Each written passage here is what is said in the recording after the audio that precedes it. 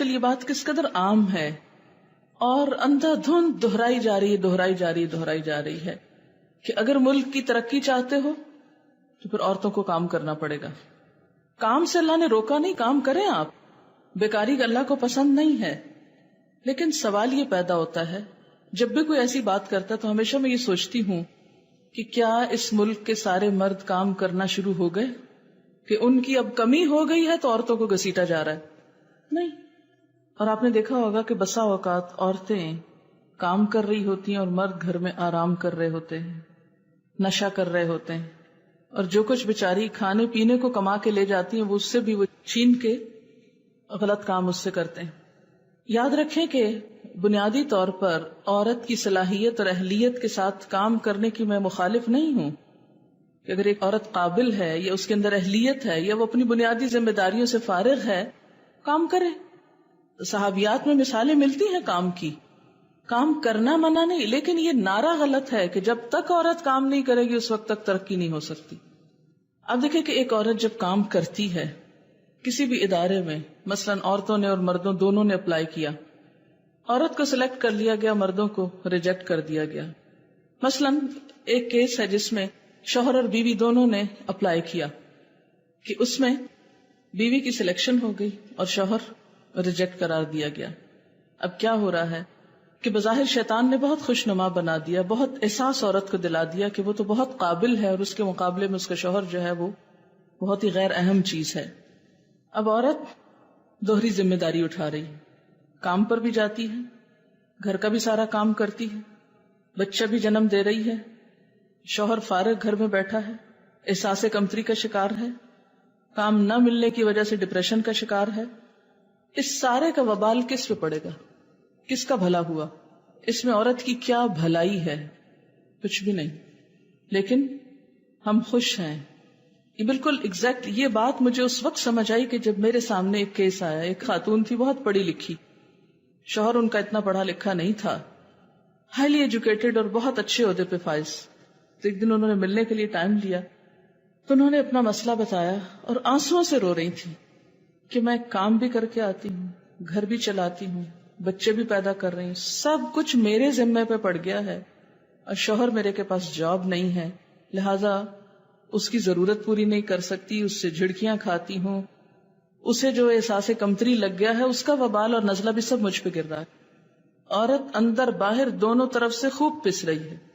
کہتی کہ کام چھوڑتی ہوں تو بچوں کو کون کھلائے، شوہر کے لیے کام ہے نہیں کوئی، مجھے بتائیں کہ میں کس طرح سانس لوں. اب دیکھیں نا، سب کچھ ایک کے اوپر پڑ گیا نا، اور جو دوسرے کو نہیں کام ملا اس کا بھی وبال اس پہ اور پڑ گیا، ایک اور مصیبت بھی. یہ کون سی آزادی ہے عورت کے لیے؟ یہ آزادی نہیں ہے، یہ عورت کے اوپر ظلم ہے، ظلم. اگر واقعی گھروں کا سکون چاہتے ہیں اور معاشرے میں خوشحالی چاہتے ہیں تو پہلے سب مردوں کو بھرتی کر لیں، اور جب وہ کم پڑ جائیں تو پھر اس کے بعد عورتوں کو بھی لے آئیں، کوئی حرج نہیں. لیکن ایک اوپن کمپٹیشن میں، اب مثلا میڈیکل کالجز میں کیا ہو رہا تھا کچھ سالوں سے کہ لڑکیاں محنتی ہوتی، اس میں کوئی شک نہیں، اکثریت سیٹیں اوپن میرٹ میں لڑکیاں لے جا رہی، لیکن رزلٹ کیا آ رہا ہے کہ میڈیکل کرنے کے باوجود بھی ایک بڑی تعداد پریکٹس نہیں کر رہی.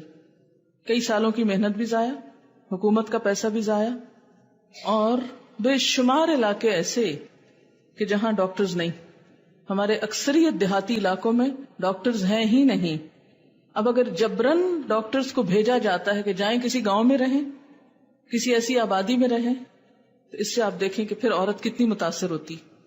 اگر اس کا شوہر ساتھ نہیں ہے اور اسے کسی گاؤں میں پوسٹ کر دیا گیا ہے تو اس کے بچوں کی تعلیم، اس کی اپنی صحت، اس کی باقی ضروریات، ان سب کا کیا ہوگا؟ تو جب ہم نے فطرت کے اصول میں مداخلت کی، یہ فطرت کا اصول توڑا نا ہم نے، شیطان نے توڑوایا یہ خوبصورت خیال دلا کے. شیطان کا اصل کام پتہ کیا کہ فَلَيُغَيِّرُنَّ خَلْقَ اللَّهِ، اللہ کی ساخت کو بدلیں گے. اللہ نے جس کو جس کام کے لیے پیدا کیا اس سے وہ چھڑوا کے کوئی اور کام لیں گے. اب آپ دیکھیں، عورت بیچاری تو مرد کا ہر کام کرتی ہے، لیکن مرد عورت کی ذمہ داری نہیں بانٹتا. وہ نہ بچے پیدا کرتا ہے. عورت اگر پیدا کر کے اس کے حوالے بھی کرے تو وہ ان کو دو لگا کے پٹخا کے پھینکتا ہے کہ روتے ہیں، میں ان کو سنبھال نہیں سکتا، میں ان کی بیبی سٹنگ نہیں کر سکتا. اس کے اندر حوصلہ ہی نہیں، وہ اس لیے بنا ہی نہیں کہ وہ روتے بچے کو چپ کرا سکے. یہ ماں ہی کا کام ہے اور ماں غائب ہے. تو یہ کیا ہوا؟ سارے کا سارا فطرت کو بدل دیا گیا، اس کو مسخ کر دیا گیا. یہ ایک شیطانی ترغیب تھی، مگر ہم میں سے اکثریت اس کو ماننے کو بھی تیار نہیں ہوگی. نہ مانے. اچھا، شیطان کا طریقہ کار دلہما بغرور، دھوکے سے پھسلانا، آہستہ آہستہ ایک چیز کی طرف لانا، غیر محسوس طریقے سے موڑ دینا، اور مسلسل کوشش کے ساتھ. یہاں میں اب چند باتیں یہ کروں گی کہ فدلہما بغرور کس طرح ہوا، بہکایا کس طرح شیطان نے. یہ جو میں آپ کو ایکسٹریکٹ پڑھ کے سنانے والی ہوں یہ میرا اپنا نہیں ہے، یہ ابن القیم نے ایک کتاب لکھی ہے تلبیس ابلیس. تلبیس ابلیس یعنی ابلیس کس طرح تلبیس کرتا ہے. تلبیس کا کیا مطلب ہوتا ہے؟ شبہ میں ڈالتا ہے، وسوسے کیسے ڈالتا ہے، غلط کام کیسے کراتا ہے. اس کے سٹیپس انہوں نے بیان کیے اور بڑے ہی زبردست ہیں.